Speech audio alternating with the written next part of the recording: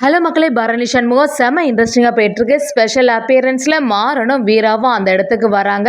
ரவுடிங்களுக்கும் எப்படியாவது மாறன் வீரா கிட்டே இருக்க பணத்தை எடுத்தாகணும்னு சொல்லிட்டு ஒரு பிளானை போட்டு அவங்க காரை தடுத்து நிறுத்துறாங்க. அதே சமயத்தில் அந்த இடத்துக்கு வந்த போலீஸ் அதிகாரிகளும் அந்த பணத்தை பார்த்த உடனே அந்த இடத்துலேருந்து எடுக்கிறாங்க. இதை கவனித்து ரவுடிங்க அப்படியே வீடியோவாக எடுத்து வச்சிடுறாங்க. ஒரு கட்டத்தில் வீராவுக்கு மேலே எல்லா திருட்டு பழியும் பேசுறது. அந்த திருட்டு பழிலேருந்து சண்முகம் செம அதிரடி அவங்கள காப்பாற்றினாங்களா? வீடியோக்குள்ளே போகிறக்கு முன்னாடி நம்ம சேனலுக்கு சப்ஸ்கிரைப் பண்ணிடுங்க. அப்படியே பக்கத்தில் இருக்க பெல் ஐக்கனும் கிளிக் பண்ணிடுங்க. அப்போ தான் நான் போடுற வீடியோலாம் உங்களுக்கு நோட்டிஃபிகேஷனாக வரும். மாறன் வீராவும் காரில் கிளம்பும்போது நம்ம மாறனும் வீரா உனக்கு தான் கொஞ்சம் டிரைவ் பண்ண தெரியாதே, நீ இந்த இடத்துல ஓட்டி பார்க்குறியா அப்படின்னு சொல்லிட்டு காரை ஓட்டி பார்க்குறதுக்கு கொடுக்குறாங்க. அதே சமயத்தில் பணம் எல்லாம் இவங்க நிறைய வச்சுருக்காங்கன்னு தெரிஞ்சுக்கிட்ட ரவுடி கும்பலும் எப்படியாவது இந்த காரை ஆக்சிடென்ட் பண்ணி அந்த பணத்தை எடுத்துட வேண்டியதான்னு சொல்லிட்டு ஒரு பிளானை போட்டு அப்படியே கார் ஆக்சிடென்ட் ஆகிறதுக்கு ஒரு வேலையை செய்து வைக்கிறாங்க. அந்த இடத்துல வீராவும் மாறனும் மயக்கத்தில் இருக்கும்போது ரவுடி கும்பலும் சரி எப்படியாவது இந்த பணத்தை எடுத்துடலாம்னு சொல்லிட்டு பிளான் பண்ணி அதை எடுக்க போகும்போது அங்கே அதிகாரிகளும் வந்துடுறாங்க. அதிகாரிகளை பார்த்த உடனே சரிடா இப்போதைக்கு எதுவும் எடுக்காண்டா, அவங்க போன பிறகு பார்த்துக்கலாம்னு சொல்லிட்டு மரத்துக்கு பின்னாடி ஒளிஞ்சிருக்காங்க. இது எதுவுமே தெரியாமல் அந்த அதிகாரிகளும் இவங்க என்னாச்சிங்க அப்படின்னு சொல்லிட்டு பார்க்க ஆரம்பிக்கிறாங்க. அப்படி இருக்கும்போது சரி பணம் இங்கே நிறைய இருக்குது, எப்படியாவது இந்த பணத்தை எடுத்துட வேண்டியதான்னு சொல்லிட்டு அந்த பணத்தை எடுத்துடுறாங்க. இது நம்ம வீரமாறனுக்கு எதுவுமே தெரிய மாட்டேங்குது. பக்கத்தில் இருந்தவங்களும் சரி இந்த 2 ஆட்களையும் என்ன பண்ணுறது, இப்படியே விட்டுட்டு போனால் ஏதாவது பிரச்சனை ஆகிட போகுது சார், அதனால் இவங்களை கொண்டு போய் ஹாஸ்பிட்டலில் சேர்த்துடலான்னு சொல்லிட்டு 2 பேரையும் ஹாஸ்பிட்டலில் சேர்க்க போகிறாங்க. இன்னொரு பக்கம் பார்த்தீங்கன்னா நம்ம சண்முகத்தோட தங்கச்சி வீராவும் எப்படியாவது இந்த அக்யூஸ்டுகளை பிடிக்கணும், கொஞ்ச நாள்லேயே கோர்ட்டில் வேற ஒப்படைக்க வேண்டியதாக இருக்குது அப்படின்னு சொல்லிட்டு டென்ஷனில் இருக்கும்போது சிவபாலனும் எதுக்கு நீ இவ்வளோ குழப்பத்தில் இருக்க, கண்டிப்பாக அந்த அக்யூஸ்டெல்லாம் பிடிச்சிடலாம், அதுக்காக இவ்வளோ டென்ஷனாக எதுவுமே இருக்காத, அந்த கோவிலை சுற்றி எங்கேயாவது தான் நின்றுட்டு இருப்பாங்க, எப்படியாவது கண்டுபிடிச்சிடலாம், கவலைப்படாதன்னு சொல்லிட்டு தைரியப்படுத்துகிறாங்க. என்னதான் இருந்தாலும் அவங்களுக்கு மனசே கேட்கல, எப்படி என்கிட்டேருந்து மிஸ் ஆனாங்கன்னே தெரிய மாட்டேங்குது அப்படின்னு சொல்லிட்டு குழப்பத்திலே இருந்துட்டு இருக்காங்க. இன்னொரு சைடு பார்த்தீங்கன்னா டாக்டரும் செக்அப் பண்ணிட்டு வீராவுக்கு கொஞ்சம் நினைவு திரும்புது, ஆனால் மாறன் அப்படி இருந்த மாதிரி இருக்குது. அவங்கள பார்த்த உடனே நம்ம மாறனை போய் பார்க்க போகிறாங்க. வீரா என்ன மாறனுக்கு அப்படின்னு சொல்லிட்டு விசாரிக்கும் போது தலையில அடிபட்டு இருக்கனால கொஞ்ச நேரத்துக்கு மயக்கத்துல இருப்பாங்க, இனி எந்த பிரச்சனையும் வராது, கொஞ்ச நேரம் அவங்களுக்கு ரெஸ்ட் தேவை அப்படின்னு சொல்லிடுறாங்க. நம்ம வீராவும் சரி நம்ம பேக் எங்கன்னு சொல்லிட்டு தேடும் போது அந்த பேக் பக்கத்துல இருக்க மாட்டேங்குது. இப்ப என்ன பண்றது, பேக்கை காணலையே, அதுல வேற பணம் வச்சிருந்தோம், அதை மட்டும் மிஸ் பண்ணிட்டோமே, அந்த பணத்தை வச்சு தான் எப்படியாவது நம்ம சாரி எல்லாம் வாங்கலாம்னு சொல்லிட்டு ஒரு பிளானை போட்டோம், அந்த பணம் இல்லாமல் நம்ம போக முடியாது, மாறன் நினைவு திரும்பதுக்கு முன்னாடி கண்டிப்பாக அந்த பணத்தை எடுத்துகிட்டு வந்துடணும் அப்படின்னு சொல்லிட்டு நம்ம வீராவும் யோசிக்கிறாங்க.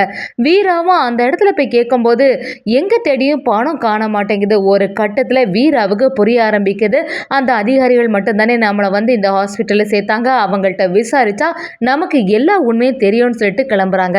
இன்னொரு சைடு பார்த்தீங்கன்னா அந்த அதிகாரிகளும் எப்படியோ யாருக்கும் தெரியாமல் இந்த பணத்தை நம்ம எடுத்துட்டோம், பேசாமல் 2 பேருமா சேர்ந்து பங்கு பிரிச்சிட வேண்டியதுதான் அப்படின்னு யோசிக்கிறாங்க. இன்னொரு சைடு அந்த ரவுடி கும்பலை அந்த அதிகாரிகள் பிடிச்சிட்டு வராங்க. அந்த அதிகாரிகளே பார்த்து அந்த ரவுடி கும்பலும் என்ன சார் எங்களை ஞாபகம் இருக்கா, எப்படியாவது எங்களை கோர்ட்டில் ஒப்படைக்கலான்னு பார்க்குறீங்களா, அதுக்கு முன்னாடி நாங்கள் உங்களுக்கு ஒரு வீடியோ காட்டுறோம், அதை பாருங்க அப்படின்னு சொல்லிட்டு காட்டுறாங்க. அதில் அந்த அதிகாரிகள் எல்லாரும் அந்த பணத்தை எடுக்கிறது எல்லாமே அப்படியே ரெக்கார்ட் ஆகிருக்கு. இதை பார்த்த உடனே அவங்க ரொம்பவே குழம்பி போயிடுறாங்க. இவங்க எப்படிடா இதை எடுத்தாங்க, இந்த விஷயம் மட்டும் வெளியில் தெரிஞ்சா நமக்கு பெரிய பிரச்சனை ஆகிடுமே அப்படின்னு நினைக்கும் போது அந்த ரவுடி கும்பலம் என்ன சார் நாங்கள் சொல்லும் போதெல்லாம் நீங்கள் நம்பவே இல்லை, எங்களுக்கு கொடுக்க வேண்டிய பங்கை நீங்கள் கொடுத்துட்டீங்கன்னா விஷயம் வெளியில் தெரியாது, என்ன காப்பாற்ற வேண்டிய இடத்துல இருக்க நீங்களே இப்படி பண்ணலாமா அப்படின்னு சொல்லிட்டு அந்த ரவுடிகளும் அதிகாரிகளை கிண்டல் பண்ண ஆரம்பிக்கிறாங்க. அதை கேட்ட அந்த அதிகாரிகளும் எதுக்கு தேவையில்லாம என்கிட்ட பேசுற, உனக்கு என்ன வேணும், இதுலேருந்து எஸ்கேப் ஆகணும் அவ்வளோதானே, அதுக்கு நாங்கள் ஹெல்ப் பண்ணலாம் அப்படின்னு சொல்லிட்டு அந்த ரவுடி கும்பலோட அவங்க ஒரு டீலிங்கை பேச ஆரம்பிக்கிறாங்க.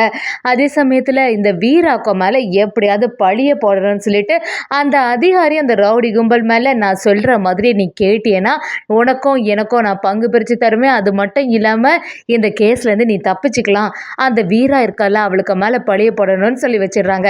அதுக்கு என்ன சார், எனக்கு ஏற்கனவே அந்த போலீஸை ரொம்பவே பிடிக்காத, எங்களை எப்படியாவது பிடிச்சிடலான்னு சொல்லிட்டு ஒரு பிளானை போட்டு வச்சிருக்கா, நீங்கள் ஹெல்ப் பண்ணீங்கன்னா அவளுக்கு மேலேயே பழிய போட்டுடலாம், எங்களுக்கும் இதுக்கு சம்மதம்னு சொல்லிடுறாங்க. அந்த பேக் எடுத்துட்டு போய் வீரா யாரும் வீட்ல இல்லாத டைமாட்டு போறாங்க. அங்க போய் வீரா மேடம் தான் இந்த பேக்க எங்க வீட்ல குடுக்க சொன்னாங்கன்னு சொல்லவும், அத கேட்டுட்டு இருந்த நம்ம வைகுண்டமும், இசக்கியும் சரி வீரா தானே சொல்லியிருப்பான்னு சொல்லிட்டு வாங்கி வைக்கிறாங்க. அந்த ரவுடி கும்பலும் அந்த அதிகாரிகள்ட்ட வந்து நீங்க சொன்ன மாதிரி நாங்க செய்துட்டோம் சார். அப்படி சொன்ன உடனே கொஞ்ச நேரத்துல அந்த இடத்துல அதிகாரிகள் எல்லாரும் வராங்க.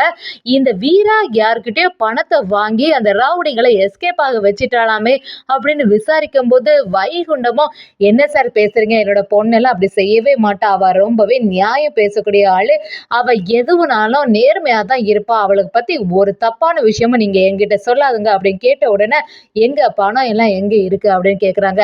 பணம் ஒண்ணும் இங்க வீட்ல இல்ல அப்படின்னு சொன்ன உடனே இசக்கியும் அவங்கள எல்லாம் திருப்பி பேச ஆரம்பிக்கிறாங்க. என்ன சார் இங்க வந்து விசாரிச்சுட்டு இருக்கீங்க?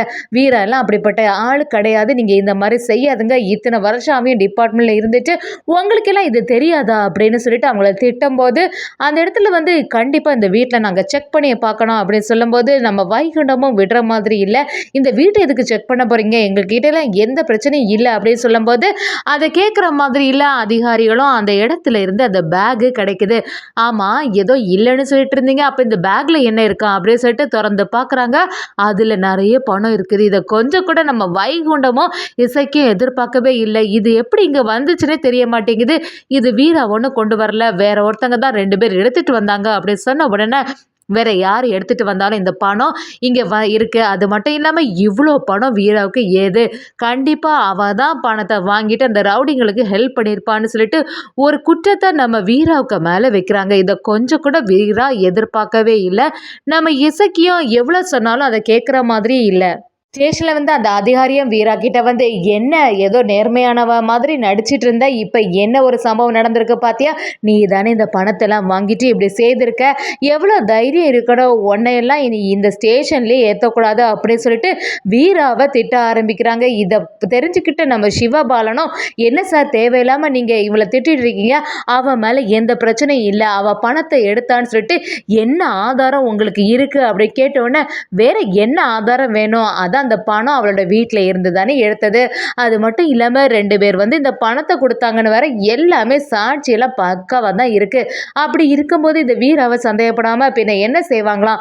அப்படின்னு சொல்லிட்டு ஸ்டேஷன்ல அந்த அதிகாரியும் வீராவ சரியா வெளுத்து வாங்குறாங்க.